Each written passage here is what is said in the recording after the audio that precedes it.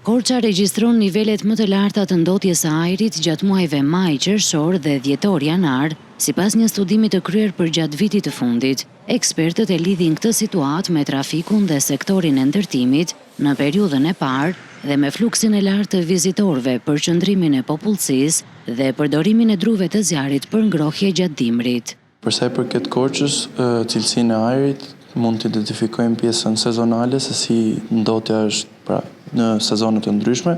Deri më tani është zhvilluar viti i parë i projektit dhe nga sezoni i majit, para verës, kemi arritur të identifikojmë pjesën e trafikut dhe ndërtimeve. Ndotja vjen si pasojë e këtyre fenomeneve. Në periudhën e dytë që është zhvilluar në dhjetor dhe janar, ka qenë pjesa turistike, sezoni i festave, prurjet e mëdha në Korçë që kanë patur ndikim nga pjesa e ngrohjes së banesave tradicionale me anë të djegjes me dru.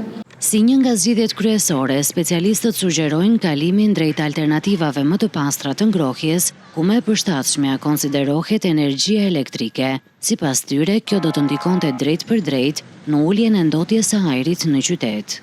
Besoj që një nga qëllimet ose objektivet kryesor të Korçës do të jetë ndryshimi i sistemeve të ngrohjes, nga ato tradicionale mbasi në një teknologji më të avancuar.